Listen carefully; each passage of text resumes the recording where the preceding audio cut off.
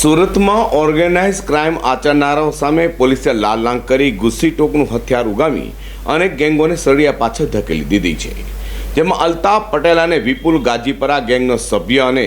અનેક ગુનાઓ આચરનારા 15,000નો ઇનામી આરોપી ભાગતો ફરતો હોય તેને પણ ક્રાઇમ બ્રાન્ચની ટીમે ઝડપી પાડ્યો છે। સુરત પોલીસ કમિશનર અજય કુમાર તોમર દ્વારા ગુસ્સી ટોકના આધારે સુરતમાં ગુનાઓ આચરનાર ટોળકીઓ સામે કેસો નોંધી તેઓને જેલના સળિયા પાછળ ધકેલી દીધા છે।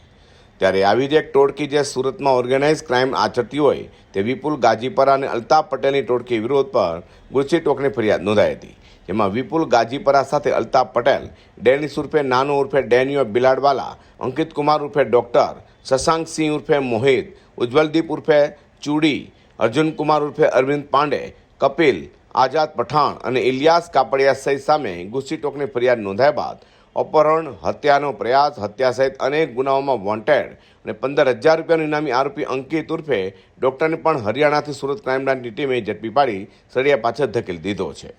અઝર કુર્સી સાથે હર્ષદ સેઠા।